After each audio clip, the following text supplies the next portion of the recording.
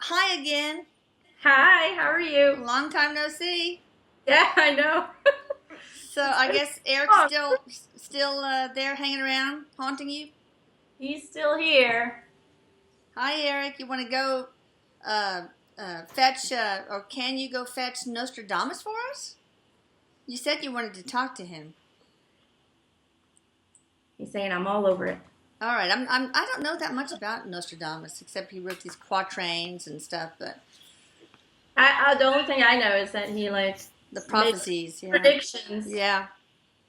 That's about it. That's all I know either. Well, we're going to find out a lot more, hopefully.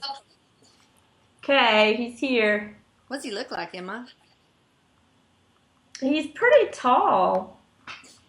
He he's got a beard and a mustache. It looks like he's wearing a dress. Uh-oh, a girly man? No, we're just kidding. Oh Oh, God. Eric is like, man, this is 21st century. I know. Really? Oh, now watch him just zip on some jeans and a Yeah. white t-shirt or something. No, he changed his outfit. He's wearing a white suit, white tie, everything white. Oh, wow. Okay. He looks very fancy now. Okay. Um, It looks like he has a lot of, I feel like he has kind of like a lot of energy, a little bit of ADD. oh, really? Oh, interesting. Big energy, huh? Well, thank you for coming in, Mr. Nostradamus. He's saying, you're welcome. Thank you for having me. He's saying you can call me Michelle. Oh, okay, Michelle. I have a daughter named Michelle. But I know you're from France, right? So Michel is a nice guy's name there. So Michel. He's saying yes. He's All saying right. yes. I was born in Saint-Remy or something. Okay. All right. Interesting. Now, It's very polite. so you were psychic, right? Well, he says, yeah, I guess, if that's what you want to call it. What do you want to call it? He says intuitive. Okay. um,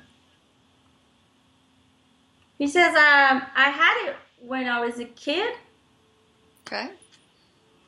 But they came to me in my dreams, he says.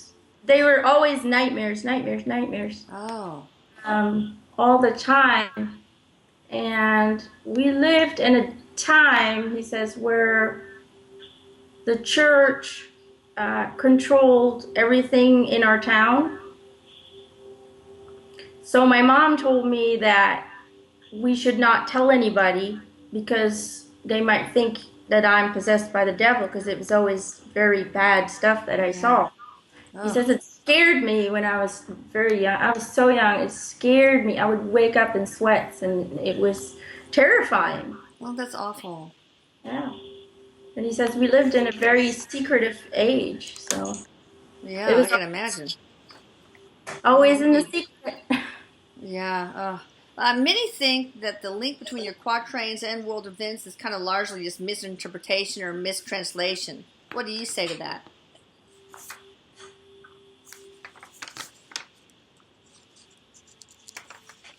He's saying they got it pretty accurate, but they're making it too complicated.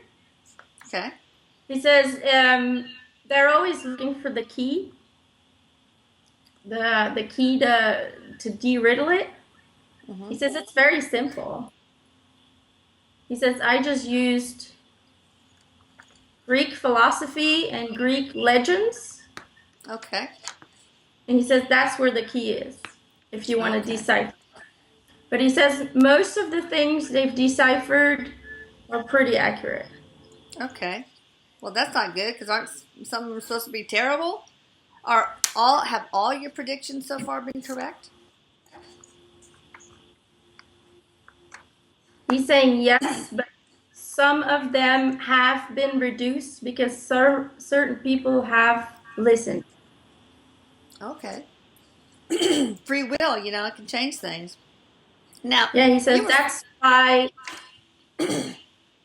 Go he ahead. says the reason that was why I was doing what I was doing is one of the lessons I was supposed to teach people was that the future is not set and we can always change it. So the reason I tried to put this out in the world was so people could change those events.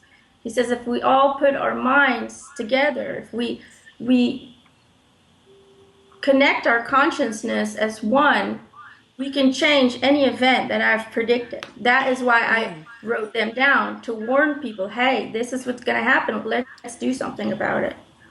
Oh It my wasn't. gosh. It was not my intention to scare people, and it was not my intention because he says I'm not very fond of. He says people think, oh, all he ever predicts is bad stuff, so he must be weird. But he says We I don't think didn't you're help weird. you guys. We don't think you're weird. I'm grateful.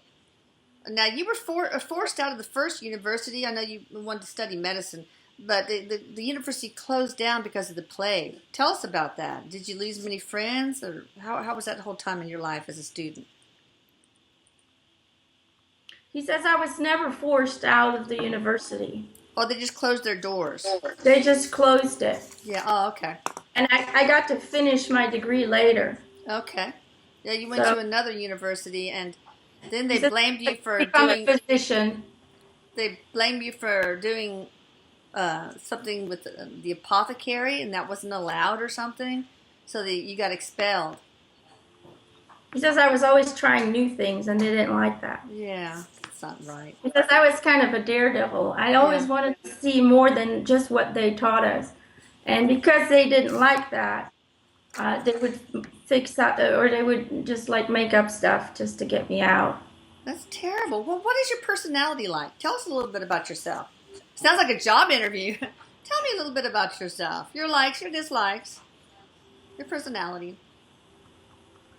He says as a kid I was really confused because I felt like I was living a life that wasn't mine because my grandparents and my parents were Jewish. Oh. And when they moved to where he was born, they had to, first of all, change their name because it sounded Jewish. So they changed it to Le Notre Dame or something. And then they also had to change from being a Jew to being a Catholic. So although it was all like, yes, we're Catholics, he says, but at home there was still Jewish stuff going on too, ceremonies and this and that, but everything, hush, hush, don't talk about it, don't say anything about it. So my whole life, he says, I've been told, don't say this, don't say that. Everything has to look right on the outside. It has to look right for the people that were surrounding us. It had to look right for the church. So everything they did was just to avoid prosecution during an inquisition. So he says I kind of was fucked up as a kid growing up. I did not really know who I really was. I was just a little bit of everything, and it was all for show.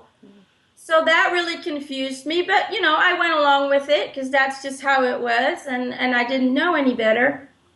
That's also a reason why I became a doctor, because it would look good on the outside. It would look good on my family. Ooh, your son is a doctor. Because, don't forget, wow, that's a big family. He says he had 8 siblings. Wow, I did not know that. 9 children at home, he says. Wow. So it was hectic. It was a mess, and that's just how he grew up. So he was kind of all over the place as a teenager, and then as he grew up. He says he was very much a control freak because everything he did, he had complete control over because it was all made up. Yeah.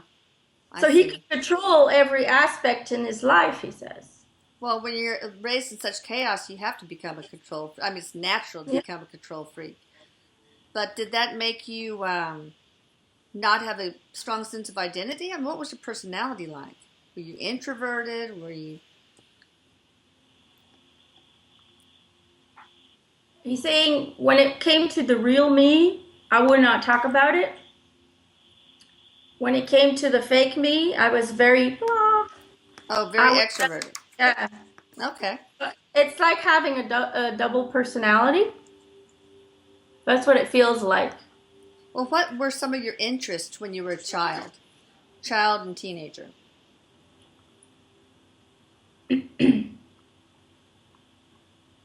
He says, I always loved the stars. Mm.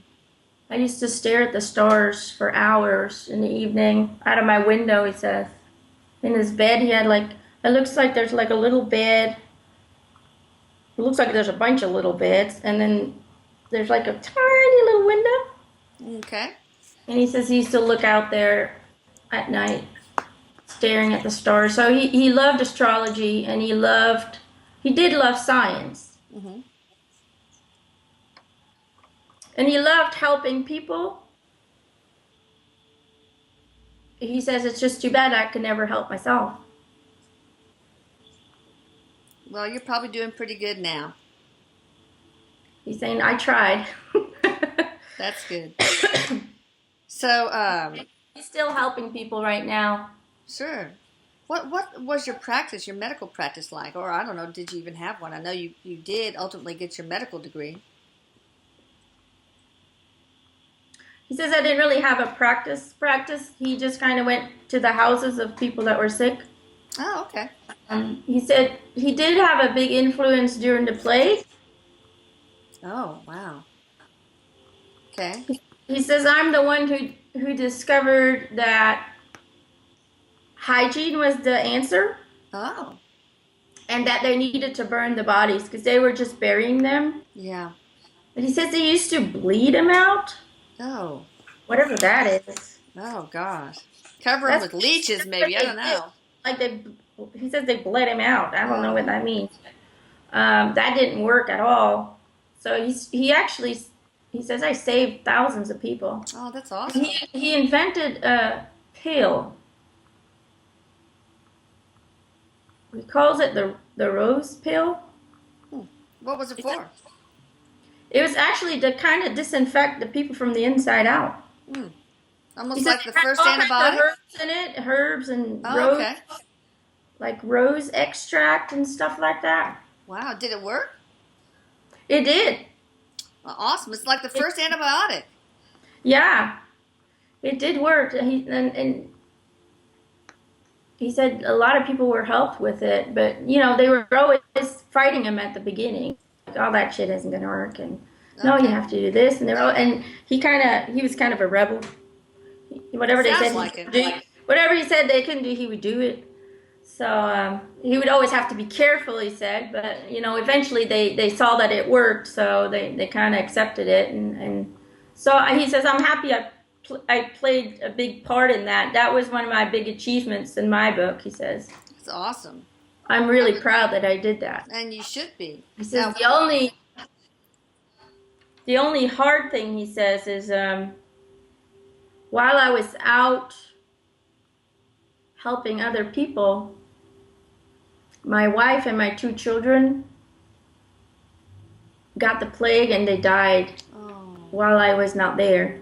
oh, So I was helping everybody else, but I couldn't even save my own child, my own children, and my own wife. oh, that's tragic. So he says when I went home and I found out, my world totally collapsed because I really loved my kids and my wife. Is that when you decided to leave medicine to study the occult and begin your writings? He says I had to get out of there because the whole town was looking at me like I was the devil incarnation. You're out there helping other people and you can't even help your own wife and kids. You And should I have was been stuck with grateful. that guilt. So Yeah. he says I went through really deep depression and I just ran. He says I went all over Europe, started experimenting with hallucinants and kind of like weed and stuff Okay. and whatever would make the ideas of what he did wrong go away. And as he did that, he says the visions started coming clearer. Um, not while I was sleeping, but they were coming to me while I was awake. So I started to really look into that. And he said I settled in Italy. Okay. And he said I changed my name to Nostradamus. Okay. Because that's like the Latin version of Le Notre Dame. Okay. And I kind of feel bad for him. He feels so sad. I know. Well, can you share some of your prophecies, particularly the end of days one? I mean, the ones that still could happen now? He says, well, one's already started. It is something we cannot change. Well, he says that's probably one we can't change, and he says it's he's showing me the Earth that's like spinning, but the axle is changing or something. The angle. This doesn't sound good at all. Okay, the axis tilts a little bit more. Yeah, it's like it's changing. It's not going the way it normally goes, and it's very slowly changing.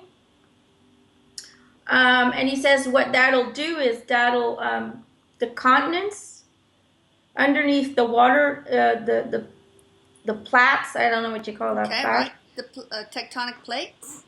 Plates. Okay.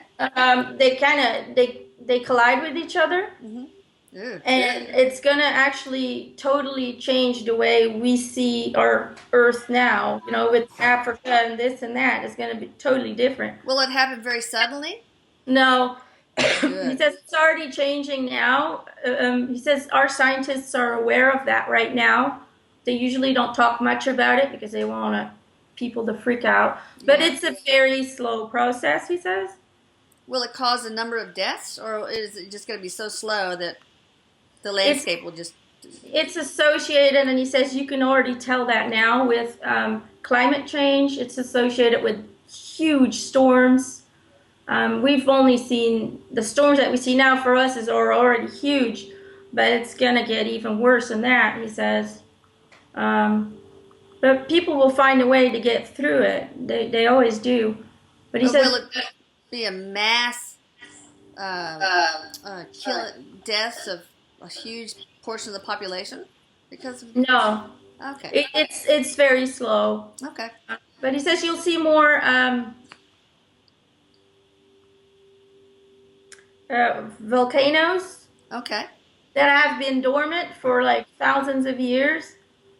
Every now and then, one of them will start erupting out of nowhere. Like that. Volcanoes under the ocean will create new ground. Oh, he says. So, but that's something that's it's already started, and it's just a very slow process. So don't be alarmed, people. It's not going to be like boom and there it is. Good. Well, will some of the... I mean, there's always going to be deaths and casualties, he says. Huge storms. Yeah. But humans will find a way to better predict it and this and that. Okay. So. Well, will some of the ancient civilizations that are supposedly now underwater, like Lemetria and Atlantis, and I can't remember the other one, Mu or something like that? Mu? Will those arise and out from under the water? He says the only one that they will discover is Atlantis. Okay. They've already discovered a part of it, but it's under the ocean, like under the ground of the ocean. Okay. So what will happen is it'll be pushed back up. Okay. But he says it's the only one that'll come back up. And it's the biggest one too. It's huge. He says. And it will maybe discover signs, relics and so on of that ancient civilization. Yeah, a lot of technology they'll figure out a lot of stuff with that. Good, awesome. Like the technology, it'll help technology for sure. Okay. What other prophecies would you like to share?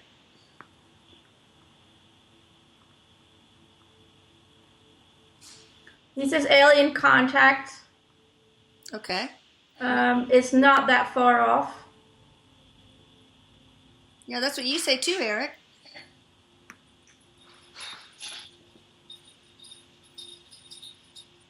He's talking about a third world war. It's almost like we're already having one. Yeah, he says this is just the beginning. He says, but we can change it, and we already have. What's going to happen with terrorism, ISIS, and all this that's plaguing our whole planet now? Well, he says it's going to go global, but I think that's already happening right now. Yeah, pretty much. But it's really going to be everywhere. Every country will have at least one attack a day spread out over the world, he says. In that country, when the next day, when in that country. It will get to that. And what will we do about it? I don't want to alarm people. But well, it's too late. No, he says the world will really work together. It forces people to work together. It forces governments to work together, because he says a lot of governments still have a lot of secrets. He says one country is listening into another country, and they're like hacking each other's systems without them knowing it, and they're supposedly allies, but there's so much distrust between the governments. He says it will force governments to, open all the books and say, okay, this is what we know. What do you guys know? And by doing that, by improving that communication, and by actually creating a police force worldwide, that American police, Belgian police, French police, right? Like you have now, right. It'll become like one big world force. Okay. Like an anti-terrorism task force or something? Yeah, Police but force? Not just for terrorism, for everything. Okay.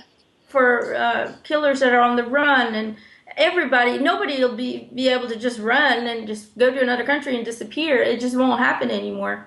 Okay. But we're getting, but that's also, he says, it's always a slow process. People always expect things to happen fast, but everything's a slow process. When will we get it under control? Oh, I'm sorry. Maybe that's what you're going to say. Yeah.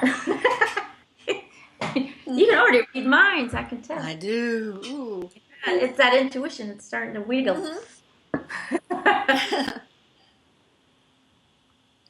He's just saying, we're already getting there. You can also tell that humans, just regular people that are not in the forces or in the army or whatever, are starting to feel for people abroad. Yeah. It used to be they would just see it for 5 minutes on the news and, oh, well, that's too bad, and they moved on. Now people are actually working with that process of compassion for other people. They actually feel for those people who lost their children, who lost their mother, who lost their father. And that's what it does, he says. I mean, it all has a reason why it happens, but we can still change it. That's why I brought it out. So the spiritual purpose of all this, I guess, is to make the world a more connected and compassionate place. Yeah. What about the aliens? Back to that. When will we have full disclosure where everybody knows that, yep, there are aliens?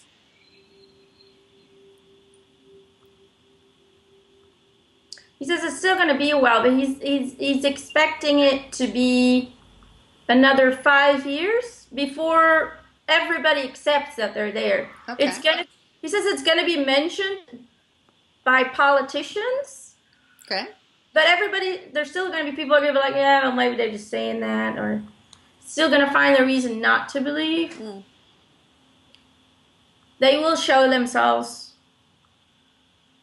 and people will be like, okay, they're really there. Oh my God. It's kind of creepy.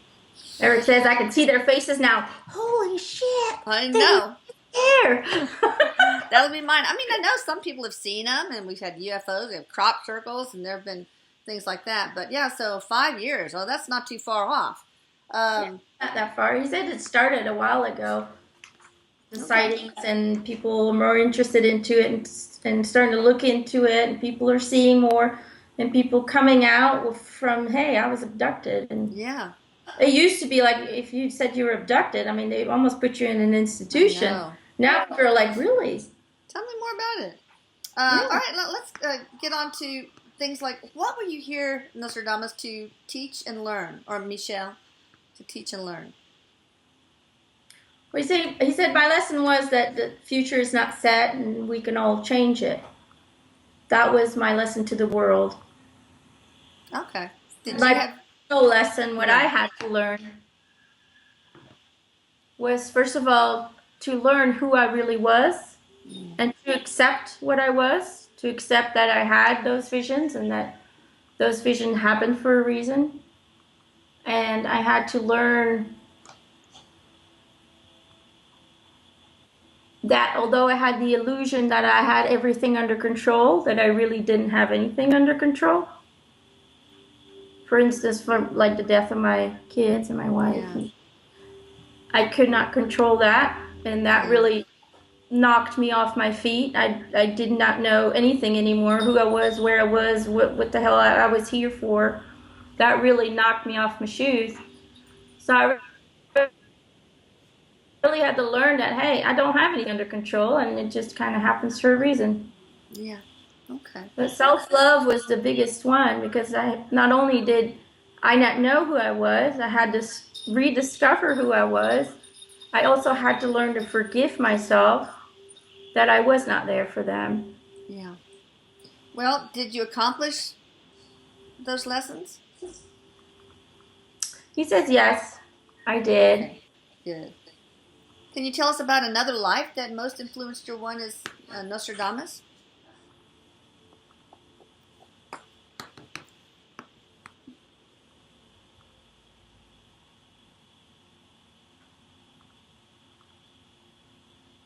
He's showing me he was a little girl.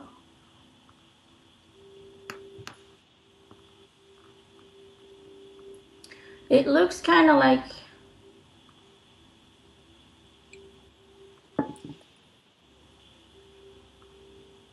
I don't know how you call those, like the people that move from place to place, like nomads. Oh yeah, gypsies. Yeah, kind of like that. It was like before there were cities. They just kind of moved from place to place. Okay. You know, they pick berries and they would kind of live like prehistoric times. Off the land, and then they would move on to the next place if there was no more food or. Okay.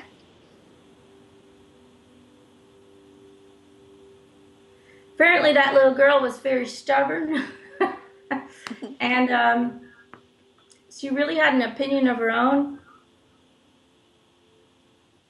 But she was not allowed to have an opinion. Mm.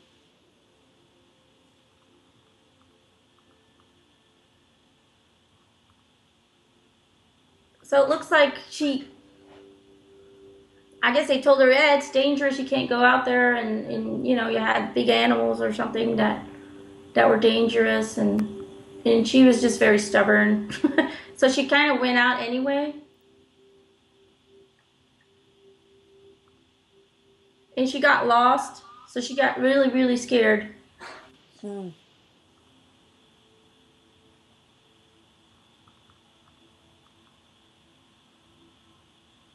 She was not attacked by an animal, she said, but she was lost for so long. She actually died. She died of like starvation because she did not know how to pick berries yet. She was too young. She did not know what to eat, so she was just lost. She couldn't find her way home, and so that's like you were lost, Michelle. Yeah, and lost. You had to find your way home in a way. Yeah. Find your way to yourself. Is that why the two lives are linked? He says, because I couldn't have a voice in the first place. I didn't have control over what I did. They controlled everything I did. Therefore, I picked a life where I was in control of everything, including the illusion that surrounded me. Okay.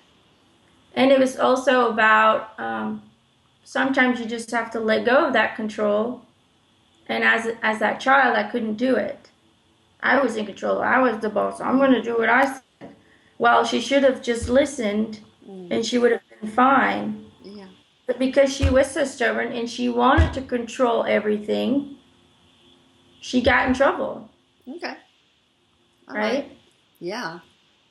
So Um, thing in his next life, he says, I was controlling everything, but the reason I went into a life where I started controlling everything, so I can learn later that I don't control anything. right.